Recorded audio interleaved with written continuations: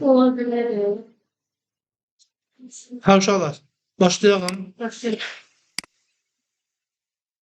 5-ci sualda qalmışdıq. 1000 AZN-lik mal almışıq, 5% endirimli almışıq malı. Sığortası 50 AZN olubdur. Satış qiymətimiz 1300 AZN olubdur. Satış xərclərimiz isə 100 AZN olubdur. Gəlirik alışımıza. Alışımızı 1000 olaraq qeyd edirəm. 1000-dən sonra isə deyir ki, bu 5% endirimlə alıbdır. Burada indi iki şərtə çıxa bilərik. 1000 manat 5% endirimli qiymətdir və yaxud da ki 1000 manata biz hələ bir 5% də endirimini verməmiz lazımdır. Endirim 1000-dən sonra gəldiyi üçün şərtdən 1000-in azalmasını verəcək. Yəni 950 manata endirəcək. Yəni alışımız oldu 950. Bu alış üçün 50 manat da xərc çəkmişik. Yəni 950 plus 50 manat etdi 1000 manat bizim uçot dəyərimiz. Satış qiymətimiz 1300 manat. Bəli. 1300.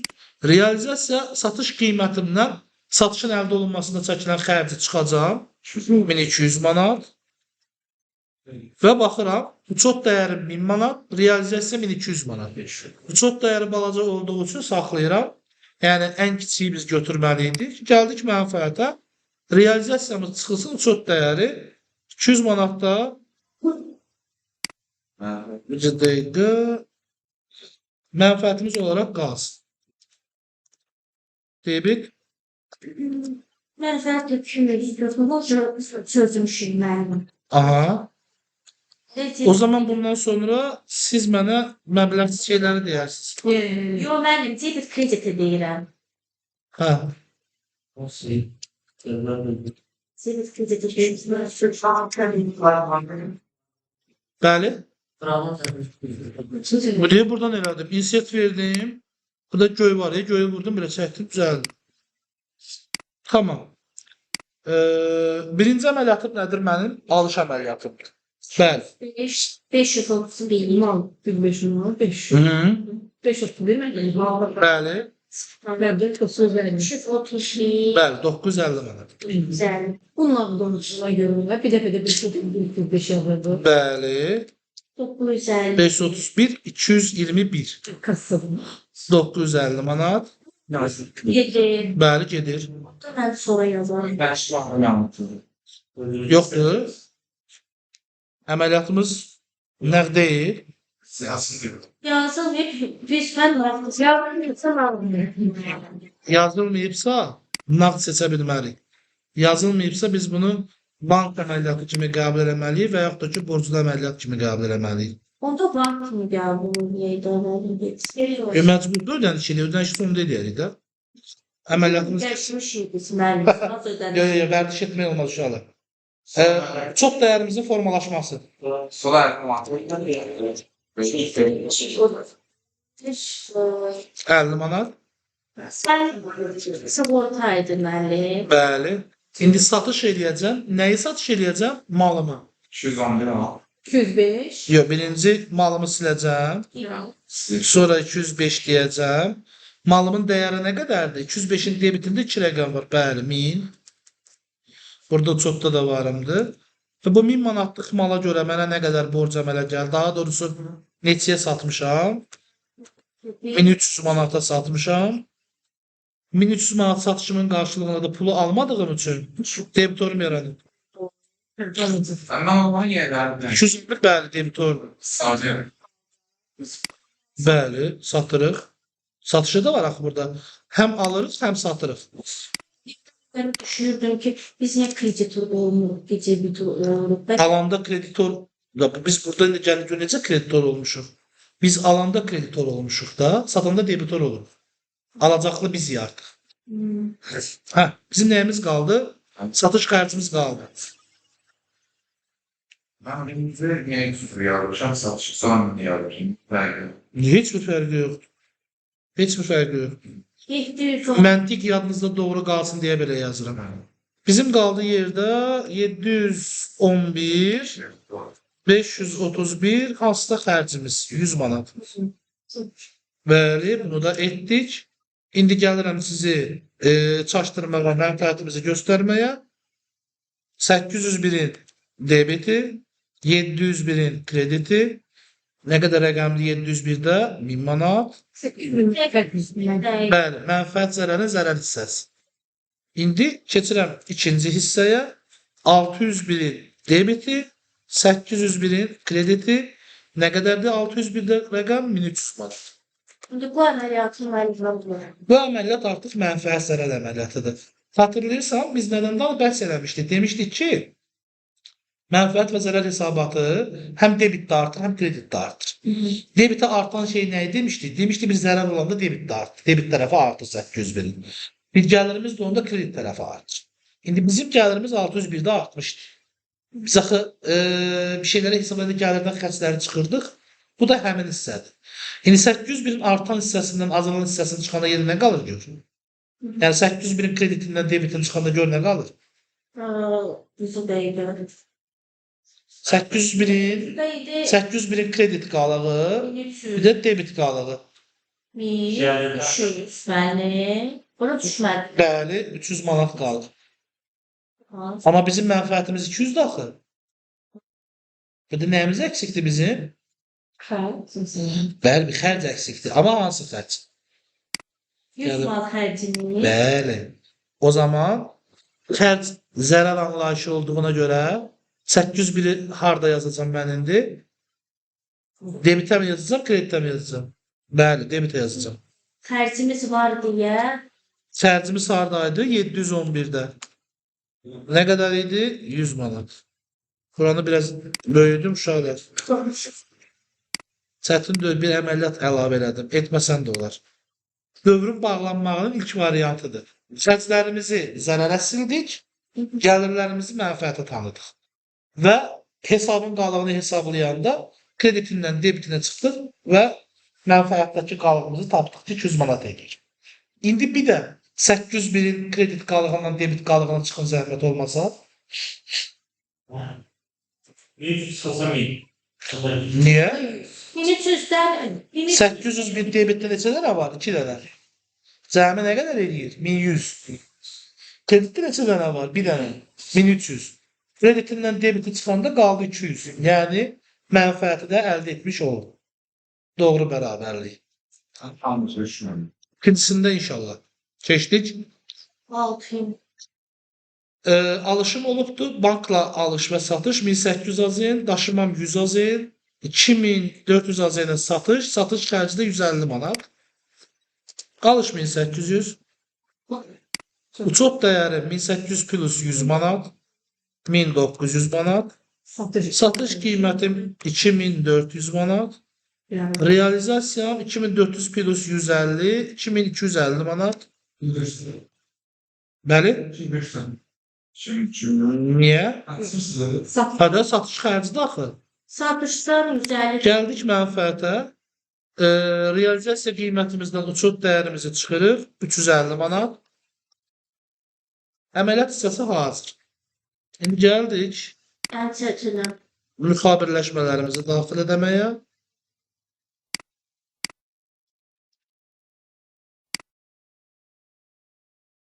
Cədvəli mən qurmama kimi yox. Niyə? Yox olmur yəni. Excel qəşəkdir də, Excel deyiləm. Və yaxud da dəftərdə yaz, düz deyil. Dəftərdə nə bilim, eləyirəm, kompüterdə qalsın, qarabut, məllim. Onda Excel yaz. Seninlə aram yoxdur. Seni qörtdür, həmənə yaxın. Mühasibinin Excel'inin dost olması lazımdır. Aram yaxşı deyil nədir? Baxın, bu səfər işimi rahatlaşdıracağım biraz. Yəni, bir baxıram, fəhlələri mən burada. Heç olmasa biraz işimi yüngülləşdirim. Başımız qarşıdır, başımız. 1800 manat, qeyd edirəm axı, danışa. 1800 manat alışım idi. Aldığımın daşınma xərci nə qədər idi? 100 manat idi. Bəli. Etdi rəqəmimiz nə qədər? Uçot qiymətimiz 1900. Mən məhsulu satdığım zaman 1900 manat silirəm. Uçot dəyəri 1900. Bəli. Və o 1900-ə görə nə qədər gəlir əldə edirəm? 2400 manat. 2400-ü təzədən alacaq kimi də qeyd edirəm pulun qarşılığını. Və başqa nə xərcim var idi burada mənim? 150 manatda satış xərci. 150 manat. Bura qədər hər şey qaydasındadır. Amma burada bir əlavə etməmiz lazımdır. Çünki deyir ki, bankla alış və satış olunubdur. O zaman mən 531-in debiti, 223-ün krediti nə qədər ödəyəcəm? 1800 manat 1, 100 manat da 1. Yazıram 1800 manat sizlər qarşıtırmayasınız deyə 1. Eyni əməliyyatdan bir də verirəm. Və 100 manat da daşımanın pulu. Təzədən bunu bir də mən aşağı çəkir. Biz demək satış xərcindən sonra satışı hesablayırıq.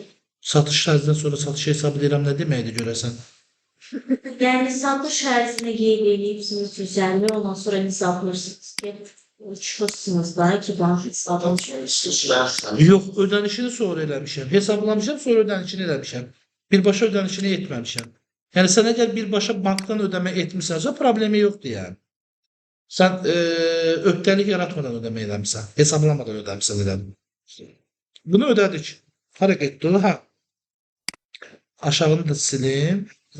İndi gəldik nəyə? Kimsə bizə ödəməsinə. Bizə nə qədər borcları var idi? 2400 manat. 2400 manat bizim hansı hesabımıza gələcək? Bank hesabımıza. Hardan gələcək? Debitor borcdan gələcək. 2400 manat. Hansı əməliyyatımız qaldı? 150 manatı ödəmək qaldı bir dənə. Satış xərcini. Yəni bu fərqlidir amma. Fərqlidir, bəli. Dəlil deyirsiniz onlar doğrudur, sonra bunu ödəyir. 150 manat. Bəli. Bu da getdi. İstəyirsinizsə bunu da bağlamağı görə bilərsiniz. Sizə belə bir məsləhətim var indi. Gəlin onu da eləyək. Bəlkə sizlər üçün faydalı olur. Bunu hamısını niyə elə bilmədim ki, mən? Yəni məndə də belə olur. Niyə olur? Onu düzəldik də, hə. Bunlar düzəldir. Sizlər belədir daha. Aha. Birinci əməliyyat. Nədir bunun adı? Yəni, mal alışı. Və sat. İkinci əməliyyat. Xərc. Xərcin hesablanması. Xərcin kapitallaşması deyirəm bunu. Niyə kapitallaşması dedim? Çünki nəyinsə dəyərinə daxil oldu. Birbaşa xərc görünmədi. Üçüncü, Çox dəyərli. çox dəyərli. Deyəcək buna nə deyək? Satışın maiyələrinin silinmə. Malların satışın maiyələrinin silinməsi. SMMD-yə ya da deyirəm, sən nə deyəcəm buna? Nə SMMD-si? Satılan malın silinməsi.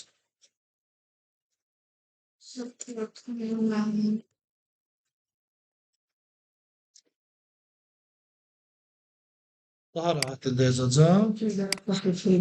Bəli, satış əməliyyatı və yaxud da satışın tanınması deyək. Satış əməliyyatı. Yəni edebiliriz. Eləyə bilərsiniz də. Mən bir dənə göstərdim də gerisi sizə qalmış. Xərc.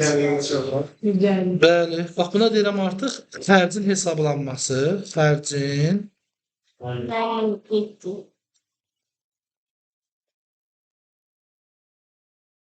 sözün həqiqi mənasında müəllim getdi elə.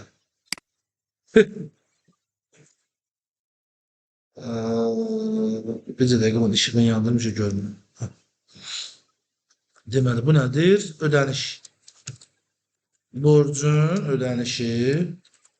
Birinci satır onu milletlenir sonra Bəli. Ben sıraltı bu şeyi dedim. Sıraltı bakıyorum. Onlar vərdişdir. Siz indi elədiyim də bir vərdiş deyil mənim. Qəsdən özüm dəyişirəm. Birində əvvəldə eləyəm, birində sonda eləyirəm ki, siz bir nöqtəyə fokuslanmayasınız. Yəni əzbər bu belə olan deyil. Sizin qabağınıza çıxacaq situasiyaya görə hərəkət eləməlisiniz. Orada tarixlər var. Hansı tarixdə hansı iş baş veribsə onu eləməlisiniz. Elə bu bundan gedə bilməz ki, O sənin vərdiş kimi yadında qalar mal alışın müxabirləşməsi. Gedərsən burada ödəmə var, ödəməni nəzərə alınmazsan, avansı qaçırmış olarsan. Avansı qaçırtdığın üçün ikinci səfər daha çox pul ödəmiş olarsan şirkətə, qarşı tərəfə. O zaman da sənin üçün yaxşı olmaz. Ona görə əzbərdən qaçırtmağa çalışıram. Mən çətin olsa da eləyəcəm onu. Bu da bu öhdəliyin ödənişidir.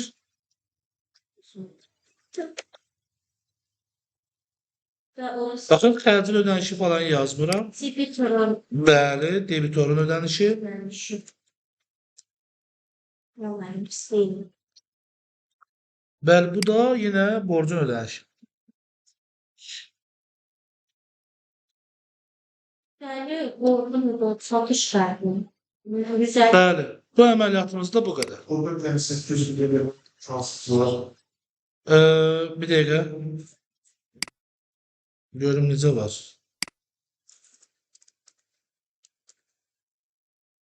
Yəni güzəli olan nəyə borcun ödənişi idi ki? Satış faizi var. Fayda. Satış fərqi. Onu da borc sayılır ki, satış fərqi. Bizə ödəmə də eləməmişik. Nəyə görə bizə o pul şey deyiblər, bizə o işi görüblər, bizə o xidməti göstəriblər. O xərc niyə yaranıb bizim üçün? Məsələn, reklamı bizim üçün niyə eləyiblər? Pulsuz eləyiblər. Axır əvvəl o pul ödəməliyik, bəli. Aydın. İndi gəldik. Baxın uşaqlar, burada xərclərimiz də var, gəlirimiz də var. Gəlirimiz bir elədir, xərclərimiz çeşid-çeşiddir. Birinci gəlirəm xərclərimi tanımağa, ona görə 801-in debiti seçdim. Və 801-in debitini nələri bağlayıram? Ən birinci SMMD-mi bağlayıram. 701-i. 701-in qalığı nə qədərdir? 1900. 1900. Yazıram SMMD-nin silinməsi. Bunu hamısına yazacağım, elə bilsən siz qarşınıza nə yazacağım? Mənfəət sirər hesabı. Bağlanması. Sonra yenə var. 711'də 150 manat. Başqa var mı? 100 manat kesəcəksin. 711'də 150 manat var. 100 manat var. Bu ödəniş 100 manat. Kapitallaşan xərcə görə idi. 150 də var müəllim. Bir dənə 150 var da. 711. Say görüm. Daşınman bilmiş. Aha. Bir dənə say görüm. 982.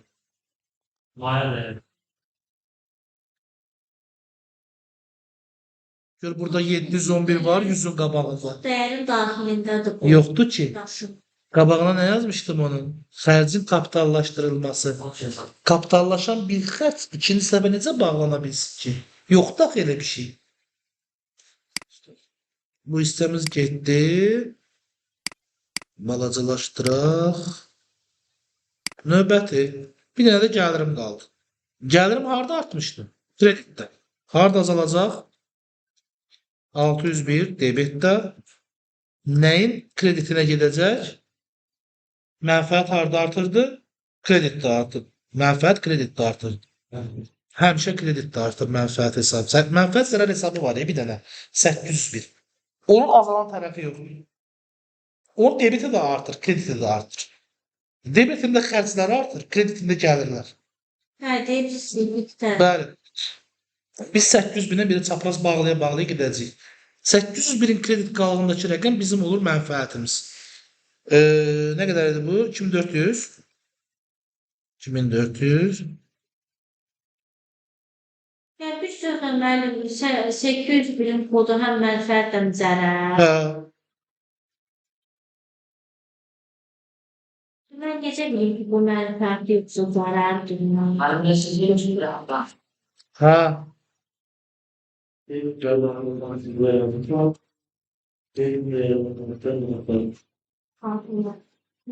Yəni onun hesabı əvvəldən də mən ondan şübhəli olurum hər zaman. Yəni tələbələr onu qarışdıra bilirlər. O digər hesablar kimi debit krediti yox. Mənfəət yoxsa zərərdir. Hə, əgər kreditində rəqəm varsa 801 mənfəətdir, debit qalığında rəqəm varsa zərərdir.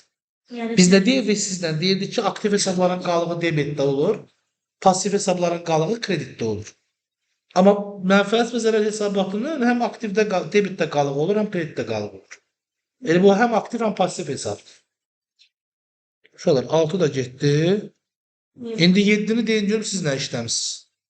Mən Uşaqlar indi nə edək? 8 çeşid məhsulumuz var. 8 çeşid məhsulumuzu almaq üçün nələr xərcləmişik, onlara baxmamız lazımdır. Xərclərimiz burada ümumi dəyərlər olacaq. Deyək ki, hər xərcimiz nə qədərdir deyə. Həmişəki kimi daşıma xərci qeyd edək. Yükləmə və boşaltma olsun. Yükləmə və boşaltma. Qablaşdırma olsun. Və saxlama xərci olsun. Ki, yəni soyuduculu depolarda, başqasının deposunda kirayəyə saxlamışam. Yəni ki, əlavə xərcim yaranıb ondan bağlı. dərsin adı nədir? Malın maya dəyərinin çıxarılması Hayır. və xərclərin bölüşdürülməsi.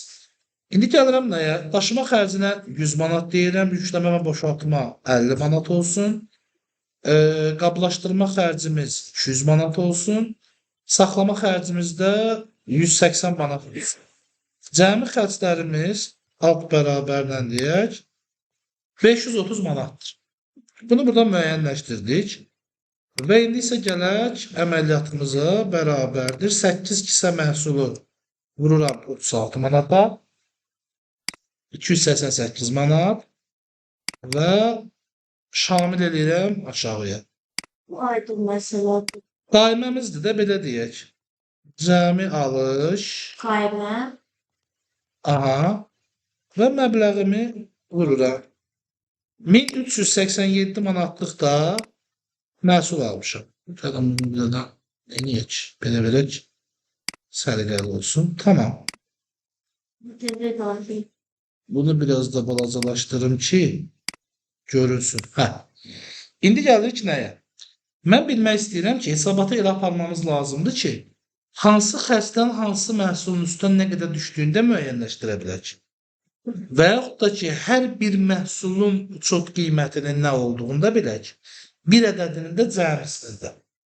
Çeşid üzrə mən bilmək istəyirəm ki, şəkər tozunun 1 kiloqramının qiyməti mənə neçəyə başa gəlib, 8 kisənin qiyməti mənə neçəyə başa gəlib və yaxud da daşıma xərci şəkər tozunu nə qədər təsir edib, maya dəyərini nə qədər artırıb və yaxud da ki, saxlamaq xərci şəkər tozunun maya dəyərini nə qədər artırıb, onu da bilmək istəyirəm.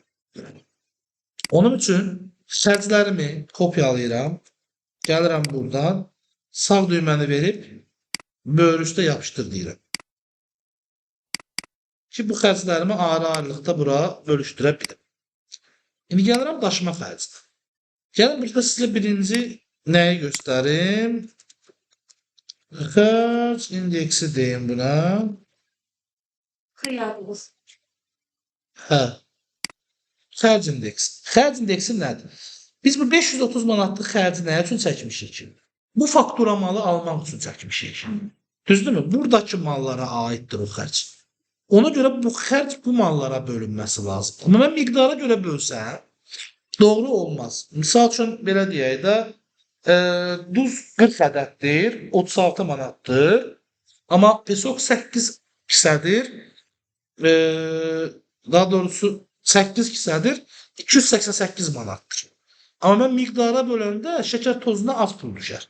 Bu ədalətli bölgü olmaz. Amma mən 530 manatlıq xərci 1387 manatlıq mal üçün çəkmişəm. Ona görə mən tapmalıyam 1 manat mala düşən xərcimi. Yəni 530 manatı xərci bölürəm aldığımın alış dəyərinin cəminə, fakturanın cəminə və tapıram 1 manata düşən xərcim. 1 manata düşən. Hə, aldığım 1387 manata görə 87 manatın, 1387 manatın hər bir manatına 38 qəpik xərc çəkmişim. Belə bölüşdürməliyəm. Bəli, ola bilər ki, bir Bir də izah edirəm. hissəndən daha öyünü bir şey. Fərqli olacaq da onsuz da. Baxın 530 manat cəmi xərcim var. Çeşidli. Amma o xərcləri bir fakturada aldığım mallara görə çəkmişəm də mən. Şəkər tozu da var, günə baxan da, makaron da, kofe də var. Hər birinin miqdarı da, qiyməti də fərqlidir. Amma mən bunu miqdara görə böləndə ədalətli bölə bilməyəcəm. Doğru çox çıxmayacaq. Amma mən bunu pula görə böləndə, bəli, doğru əməliyyata gətirib çıxarda bilərəm. Mən artıq bu əməliyyatı böldüyüm zaman, xərci ümumi cəmi alışıma böldüyüm zaman tapıram ki, cəmi aldığım məbləğin 1 manata düşən xərci nə qədər? Yəni 1387 manatda 1387 dənə manat. Hər manata görə düşən xərci tapmaq üçün xərcimi, daha doğrusu xərc indeksində bərabərdir deyirəm. Xərcimin cəmini böləcəm alışıma. Görə bilirəm. 38 qəpik bu mənim ümumi xərc indeksim etdi. Amma mən indi istəyirəm ki, eynən bu rəqəmi hər bir əməliyyata şamil edə bilim. Hər bir əməliyyatıma şamil etmək istəyirəm. Yəni, şəkər tozunun üzərinə daşınma xərcinin nə qədər düşdüyünü bilmək istəyirəm. Deyirəm, bərabərdir. Şəkər tozu, daha doğrusu daşıma xərci, onu bölüşdürəm artıq. Bir əməliyyatdan getdi, bölünsün. Ümumi əməliyyatıma düşən xərcə, yəni ümumi əməliyyatımın cəminə bərabərdir deyirəm. Bu etdi nə qədər? 7 qəpik. Həmin 7 qəpik mənim oldu bu daşıma xərci üzrə əməliyyat xərcim və onu da vururam 288-ə. Miqdarına yox, məbləğinə. Mən məbləğə rəqəm çıxartmışam. Vururam məbləğinə. Bəli. Etdi 20 manat 76 qəpik. Deməli, daşıma xərci şəkər tozuna 27 manat təsir edir. Bəs yaxşı, yükləmə və boşaltma nə qədər təsir edir? Yükləmə və boşaltma bölünsün 1387 vurulsun. Yox. Hələ ki, şəkər tozundan gedirəm. Şəkər tozu. Bəli, 288-ə. Bu da etdi 10 manat. Deməli, fəhlə xərci də 10 manat üzrə düşür. Qablaşdırmanı yoxlayıram. Qablaşdırmam 200 manatdır. Bölürəm 1387-yə. Vururam 288-ə. Bu da 41 manat. Allahım. 41 manat 52 qəpik etdi. Bu da qablaşdırmamızın xərci. Saxlama xərcimiz nə olacaq? İndi siz deyin. 1387. Aha. 288. Amma burada belə bir məsələ var. Murad yaxşı yadıma saldı. Saxlama xərcləri əsasən ambarla bağlı olduğuna görə də, yəni bu kvadrat və yaxud da kubu ilə baş verir. Həcmlə baş verir. Deyək ki, misal üçün sabun ambarları var, soyuducu ambarları var. O qapı açıq qalsın zəhmiş olmasa. Sabun ambarları var deyək ki.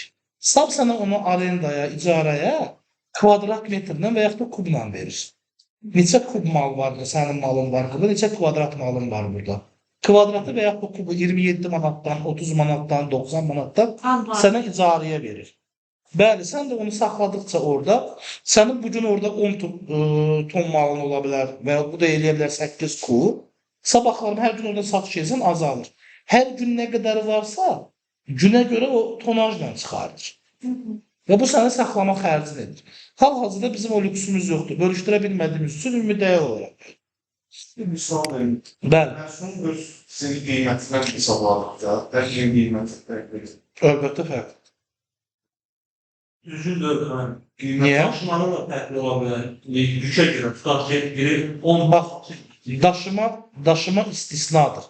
Daşımada ya kiloqramla, ya kubla götürülür. və daşımanı orada görmürəm. Bu bir faktura daşımışam, bir mal daşımışam mən. Bu fakturanı daşımışam ancaq. Bu fakturadakı mənim üçün əhəmiyyətli deyil, dəyərinə görə bölünür.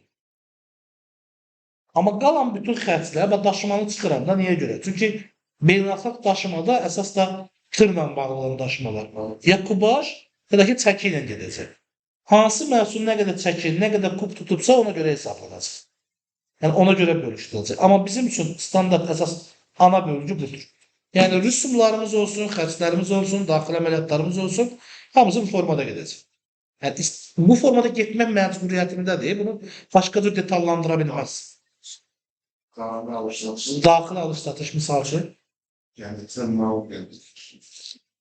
bu formada gedəcək. Eyni formada gedəcək. Tırla olanda sən buradakı rəqəmi bura əlavə bir sütunlu olmalıdır. Burada ya kiloqramın olmalıdır, ya da həmin məhsulun kubları olmalıdır. Ona bölüb yerləşdirməlisən. Amma bizim hal-hazırda əlimizdə informasiyamız yoxdur. Uşaqlar, bunu bölünməni gördünüz. Mənim siyahımda deyək ki, yüzlərlə çeşid məhsul var. Bir dəfə gəlmən aşağı oturuyor. Bəli, mən bunun hamısına təsir etmək istəyirəm bunu. Ki, hər birinin aralıqda bilək. Baxın, bu bölünmə dəyişməyəcək. Olduğu kimi qalacaq da.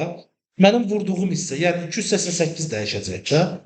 Bu xərci bunların hər biri üçün hesablayanda, onsuz da daşıma xərcini böləcəm də 1387-yə, ümumi alacaq.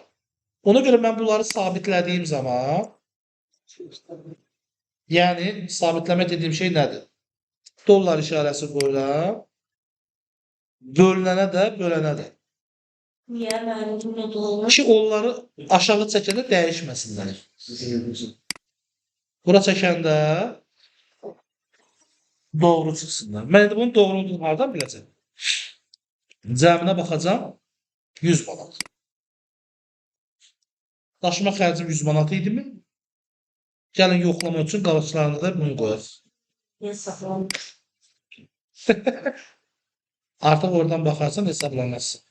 Aynen. Sıfırdayam. Doğru da əməliyyatım. Yəni yoxlamanı da buradan verə bilərsiniz. İkinci əməliyyatlarda onun kimi. Hər birində dollar işarəsi qoyacaqsınız.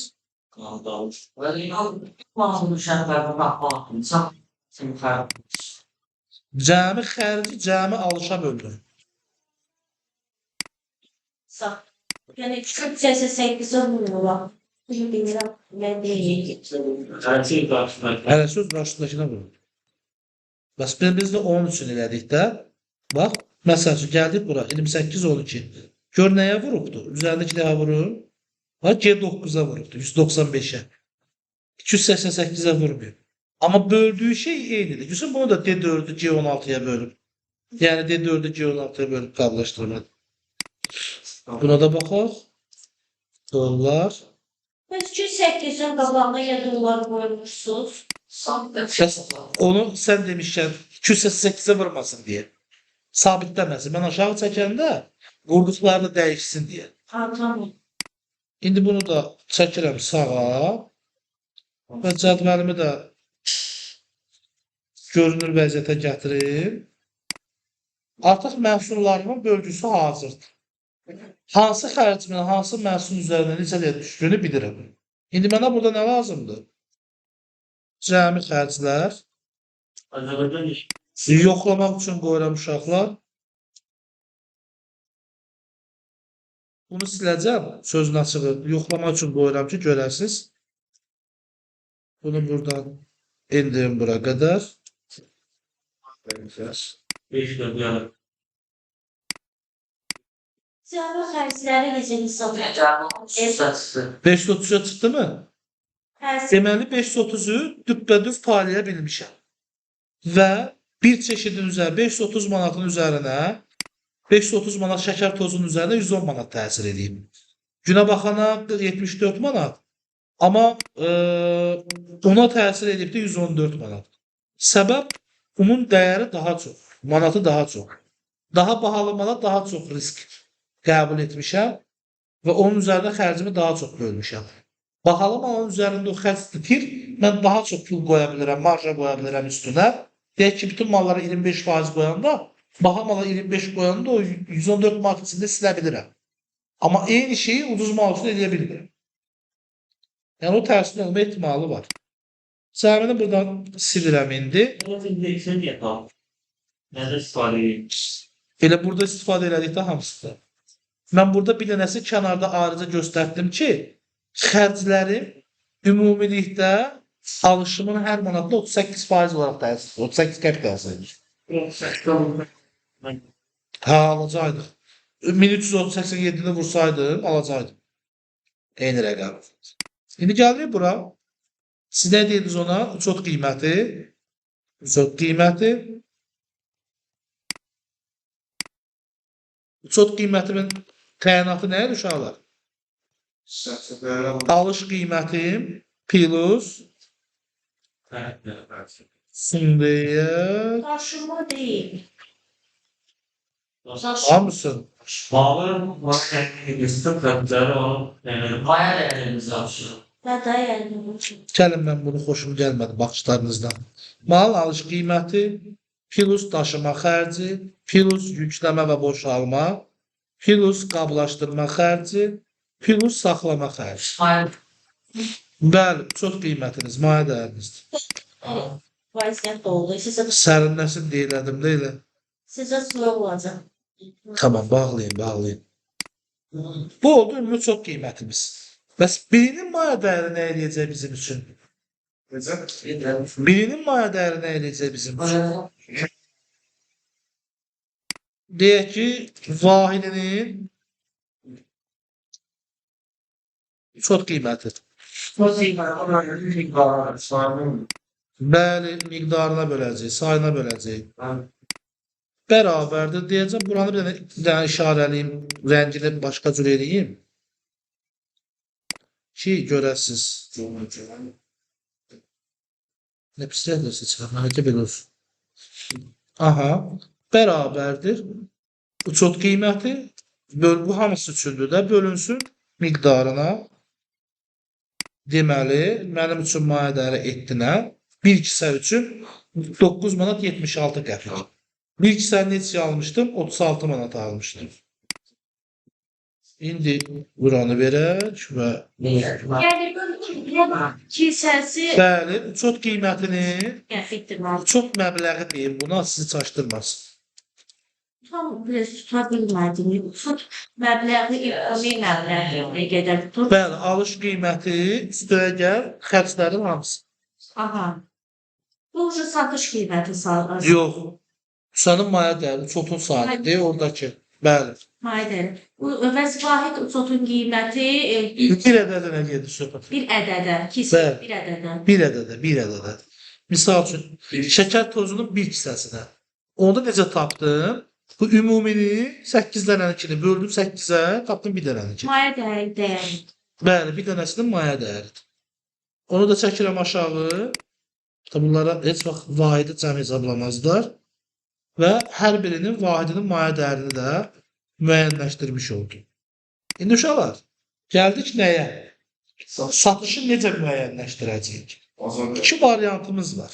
Buna deyə bilənə satış marjası, Satışın qiymətini müəyyən. satış faizi deyə buna bir dənə. Bunu biraz yığışdırım. Burada deyək, satış nəyi, məbləği, ticarət əlavəsi deyə bilənə.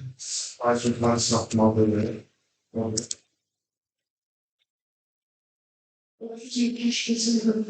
Evet, əlavəsi, bəli.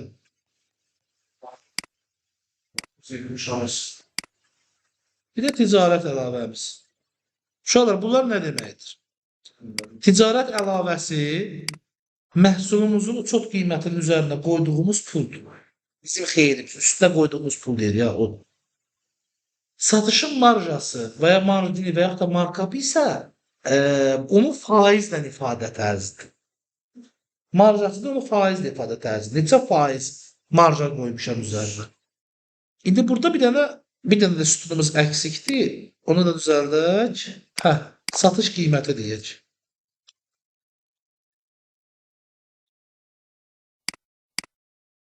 Şöyle indi maraqlı nüans var. 2 dənə hal və situasiya var. 2 dənə. Biri, satışı bazar tənzimləyirsən. Yəni, məhsulun dəyərləri bazarda sabitdir. Yəni, bu kalkulyatorun qiyməti 5 manatdır. Mən bunu neçə mənə başa gəlsin, bunu 5 manatdan artıq sata bilmərəm. Yəni, bizim realizasiyamız əvvəlcədən məlumdur. Daha doğrusu, satış qiyməti əvvəlcədən məlumdur. Bunu satmaq üçün 5 manata mən əlavə xərc çəkəcəmsə, bu artıq realizasiya gedəcək, çox güman ki, zərərə gedəcək. Misal üçün, gəlirəm burada qeyd eləməyə, o bir tərəfə baxmadan qeyd edəcəm. Deyək ki, 53 manat, 12 manat, 1 manat, 0.25 qəpik. Biz. Ha. Sonra 42 manat, 13 manat, 15 manat, 21 manat. Yəni necə gəldi qeyd elədim. Baxmıram, yəni ki, malımın dəyərinə baxmıram, vahidinin qiymətinə. Özümdən uydururam rəqəmləri. Birinci faizləri müəyyənləşdirmək istəyirəm. Daha doğrusu ticarət əlavəsi. Deyirəm bərabərdir.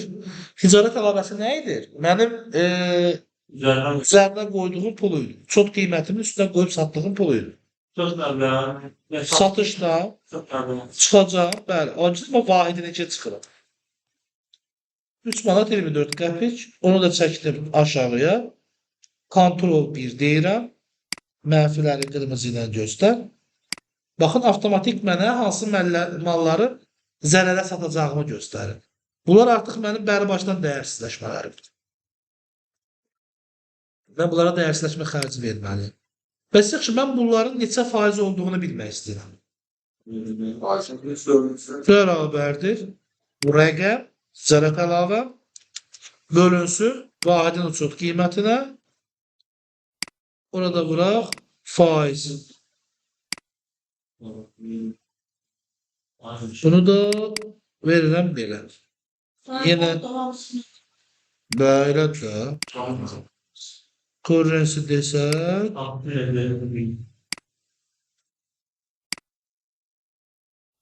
faizi silməz, sildi. Faiz olan gross. Yox, niyə grossdur ki? Mənim burada Excel-də dili necə dəyişdirirlər? Nədə İngiliz? Eynirsən ki. Yox. Bir dəqiqə burada ay Allah, yerlər qarışıqdır deyəsən. Dəyişdirmək istəyirəm. Anladım. Bərabərdir. Neysə, əvvəl vermək istəyirdim, verəmədim. Suyunu verirəm. Ortalama faizi bilmək istəyirdim. Baxın, burada bəzilərində 2237.55 faiz var. Yəni, almışıq 1.80-ə bizə başa gəlib 42 manata satmışıq. Bu isə olmalı. Baxın, uşaqlar, bu hansı variant idi? Bazar tənzimlənərkən. Amma ən doğru, optimal əməliyyat nədən ibarətdir? Ticarət əməliyyatını da Faiz var, 2200. var. İstehsalatda 3-ə 4-ə vururlar. Baxın, indi isə nətərdə durumur? Biz bu şirkətdə bu malların xərcləri tapdıq. Bunlar kapitallaşan xərcləri idi. Malın maiyədərinə daxil oldu. Bir də bizim əməliyyat xərclərimiz var, uşaqlar.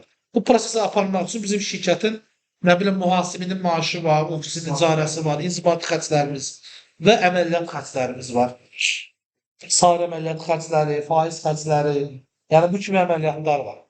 Bunların da müəssisənin ümumi satışın içərisində bir pay faizi olur. Əvvəlcədən hesablayırıq özümüz. Bir ayınkını ki, misal üçün mən ay ərzində 50.000 satış edirəm, bunun neçə faizi xərcə aiddir? Yəni, mənim aylıq xərcim nə qədərdir? 20.000 misal üçün. Deməli, mənim mallarımın üzərində minimal olaraq ən azından 25% pul olması lazımdır. Mənim minimum faizim, xeyir faizim 25 olmalıdır. Bəs yaxşı, mənim sahibkarım nə qədər pul qazanmaq istəyir? Əlavə olaraq. Sahibkar deyir ki, mən də 40% istəyirəm, qardaş. Mənim 40%-imi verir, nə qazansın, qazanmaq maraqlı deyil. Mənim mənfəətim 40-dan aşağı düşməsin. O zaman mən buna 65% indeks deməliyəm, ən azından. Keçən məhsulundan və əməliyyatından asılıdır və keçmə formandan asılıdır. Qanunlu şəkildə keçməməsi lazımdır, bəli. 65% edirəm və tüm məhsullarıma şamil edirəm. 65-yə mənim, onu tuta bilmirəm. 60. 20%, burada 100% də ola bilər, 300% də ola bilər. Amma biz necə götürdük? Ki, müəssisəmizin əməliyyat xərcləri ümumi satış dövriyyəmizin 20%-dir. Biz də onu götürdük, özümüzün riskimizi sığortalamaq üçün dedik, nağd malımızın üstə 25% bil qoymalıyıq ki, mal satılanda onun üstündə qazanacağımız pul bizim əməliyyat xərcimizi ödəsin. Ya gedib də malın pulunu yeməyək də, yəni kapitalımızı əritməsin, zərər etməyək. 25% seçdik. İkincisi, sahibkarın da özü xalis mənfəətə nə qədər çıxmaq istəyir? 40%. 40% də qoyduğunuzda bəli, elə də 65%. Gəl ticarət əlavəsi. Bərabərdir. 9-u, yəni məhsulumun qiymətini vururam 65%. 32 manat 34 qəpik. Bu oldu mənim ticarət əlavəm. Yəni üstünə qoyduğum pul. 65% o da 49.70. Hə də 49.76-nın 65%-i bu qədər etdi. Satış qiymətim isə uçot qiymətimin üzərinə ticarət əlavəmi gəlməmlə əldə edirəm. Bu da etdi bu qədər. Yəni hər bilsin ki. İndi da burada şu zərər anlayışı qalmadı sana. Sonra burada yazıram indi. Cəmi maya dəyəri mənfəət Yanlış sanırım. Bəzi hissələri olar. rəyləyin üstünə gəlir. Baxın indi cəmi mənfəətə gələk. Cəmi mənfəəti necə taparam mən uşaqlar? Yəni, Ki mən bunu bu formada satsam nə qədər pul qazanacaq? Çok məmnun. Hə? Satış qiymətinin cəmi çox məqamlı cəmi istəyir. Deyirəm ki, bərabərdir. Satış qiymətini bilmirəm axı. Yəni hər biri tək-təkdir də, düzdür? Dedim satış qiyməti vurulsun. Miqdarı. Mən də partiyanı olur. Bəli, miqdarı. Vurdu mu? Burada aldım mən nəyi? Ümumi rəqəmi aldım da. Doğru. Ki, yəni bu malda nə qədər qazanacaq? 650 manat bunda qazanır. Cəmi satışım üçün nə etməm lazımdır mən? Cəmi satış rəqəmin burada olması lazımdır ki, eyni proses. Yəni qazandığım xeyir, mənfəəti birbaşa miqdarına vursa, satış qiymətini öyrənmədən birbaşa mənim cəmi mənfəətim eləyəcək. 3163 manat. Xərclər çıxdı. bunlar da çıxırıq da, yəni. Bundan heç nə çıxmıram. Maya çıxılır elə. Elə bu. Bəli, bundan sadəcə olaraq nə çıxa bilərəm? Əməliyyat xərclərimi çıxa bilərəm. Maya dəyərim burada çıxmışam da, yuxarıdakı xərcləri də çıxmışam. Bunu biraz balacalaşdırım, hə. Bu xərcləri çıxmışam. Yox. Bir dənə burada qaldı bizim ofisin işçilərinin falan pulları. Yəni 3163-ün 20%-i mənim əməliyyat xərclərimdir. Yerdə qalan da mənim xalis mənfəətimdir. 20% əlbət Yo. satışa görə olduğu üçün dişi. Bəli. Satışa görə ola bilər, inzibatiyə görə ola bilər, gözlənilməyən xərc ola bilər. Misal şeydən deyildim, işçilərə. Hə. İşçi o məhsulu gətirməyinə görə də oluyor. Belə gətirdim, mesela iş gətirməyi Zaten həmin işçinin maaşı bunların içərisində olur. qarşılığında. Bunların içində olur. Onda ispatı pis yerə bölürük. İnzibatını bölmüş. Satışdan əvvəl satışında. Bax, sənin bu məhsulları gətirmək üçün, sən dediyin kimi yerləşdirməsi üçün, başqa əməliyyat üçün sənin işçilərin olur. Təchizatçın olur deyək ki, sənin təchizatı satış eləmək üçün deyil ki, alış eləmək üçündür. Onun işin malın tədarükü ilə bağlıdır. Ambaradakı. Bəli. Onun xərcləri ambara gətirən kimi içərisində olacaq. Bu primitiv əməliyyatınız. Yəni bu formada getdi. Sizdən xahişim bunların hamısını siləcəksiniz, videonu izləyərək fərqli çeşidli mallarla doldurub bunu böləcəksiniz. Ta ki, düstur və məntiqi oturana qədər. Bu hissə hal-hazırda maraqlı deyil bizə. Bu hissə hal-hazırda maraqlı deyil. Yəni bunu zaten daha təkmilləşmişin üzərindən gedəcək əməliyyatın üstündə. Amma bura qədər olan hissə maraqlıdır. Aynen. Orada niyə qiymətlər bağlanır? Satış qiymətini, miqdarı. Paşa ticarət əlavəsini saxladım da, prost mənfəətimdir mənim.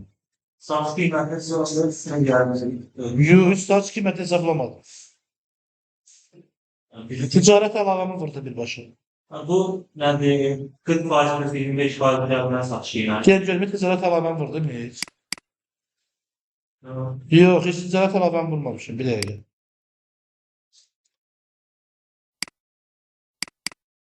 Ha. Budur. Ticarət əlavəsini vurmamışdım. Heç satış qiymətini vurmuşdum. O satış idi. Yəni, Ticarət əlavəsi ümumi yığmışsan, gross mənfəətini edir. Yəni satış qiyməti çıxılmış. Bəli, çox dəyərli. Mənfəət biraz mən durdum.